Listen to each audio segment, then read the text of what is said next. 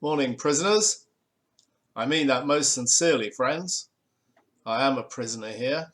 It might be a padded cell, but I can't get out of it, so it's appropriate. It's in no way meant in any disrespect to the subject we're going to cover now. Back in 2008, I was staying in Bangkok and we wanted to do something, a day out. And so someone suggested, it may have been me, it may have been Noi, I don't know, but someone suggested we go and visit the bridge on the River Kwai, because a lot of people don't even know that that happened in Thailand. A lot of people think it was in Burma, but no, the Japanese did invade Thailand. And titularly, Thailand was on their side in World War II. But anyway, I digress. So the River Kwai is west of Bangkok in an area called Kanachaburi, and it can be reached from Bangkok by a 2 hour or so drive. So we rented a taxi for the day and we set off, and we had an incredibly good day out, although it didn't quite pan out exactly the way I'd expected, but it really panned out for the best. And again, I deeply regret my lack of videos in those days, but I did take a lot of photos. So this is going to be a slideshow with a bit of narration from me. Well, if this is what my photography skills are like, it's just as well I didn't take any videos back in the day. But being a railway buff, this was certainly a place to go. And a huge improvement on the railway museum on the mainland in China, where they didn't have any locomotives. Here you could actually see a couple of old steamers. If you've ever been to a war cemetery, you'll find that they're incredibly evocative places. They really make you think. And there's a kind of peacefulness and dignity about them. And as you walk around looking at the inscriptions of the people that lay there, you tend to wonder about who they were and how they died.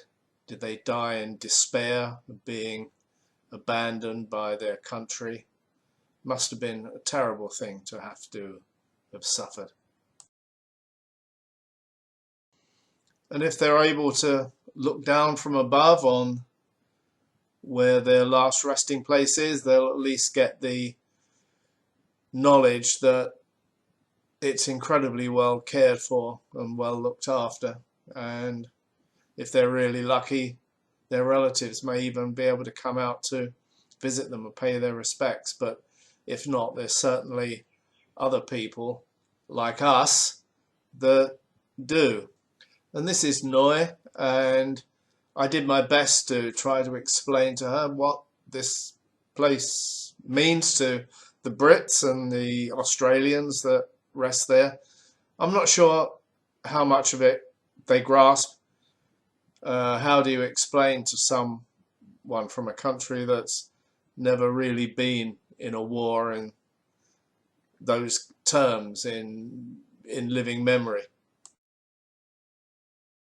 Well, the main reason for going was to basically look at the war graves and to say we'd actually seen the famous bridge on the River Kwai, but it soon became apparent that they were offering little train rides, so we thought, well, why not climb aboard? So we did, and pretty soon the train pulled forward and started moving towards the bridge, and it went onto the bridge and over the bridge, and I must admit I was waiting for it to stop at the other side. There's only one problem: it didn't. So we got onto the other side of the bridge and we started heading off into the jungle, and I was thinking to myself, well, it's going to stop any time now, and then it'll turn around and go back again. But it didn't. It just kept on going and going and going for a couple of hours, it seemed.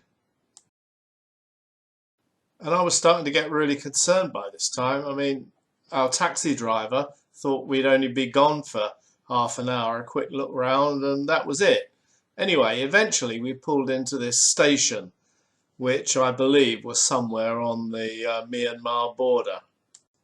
And praise be to heaven, the train stopped and loads of people got off and a few people got back on again. There was a bit of banging and shunting and stuff. And then the train started again, and praise be again, it was going back the other way. 2 hours later, here we were, back to the river again. Never pleased to see water in me life. And praise be again, here was the bridge. We were pulling back into Kanachaburi, and there was our taxi driver. So 2 hours drive back into Bangkok, and that would be the end of a very interesting excursion. Somewhat stressful at times, but you know, you shouldn't worry about these things, should you? It will all be all right in the end. So let's talk about the movie Bridge on the River Kwai for a minute. How close to reality was it? Well, it portrays the ill treatment of Allied prisoners by the Japanese, but I've seen it written that what is portrayed here is absolutely nothing compared to the real conditions that these people had to live and be enslaved under. The Alec Guinness character was portrayed in the film as a collaborator who actually helped the Japanese build the bridge to show them how wonderful the British military system was. This is completely wrong, as the real senior British officer in the camp did all he could to delay the work, infesting the wooden piles of the bridge with termites and deliberately mixing bad concrete and whatever. And an ex-prisoner said that if anyone had behaved like the Alec Guinness character, he would have been quietly taken away and dealt with. I'm not sure how many miles the Burma-Siam Railway stretches, but over 13,000 Allied servicemen died constructing it, and a further between 80,000 and 100,000 enslaved civilians from Burma and Thailand also died in its construction. They're all buried along the length of the track to this day. So there we have it.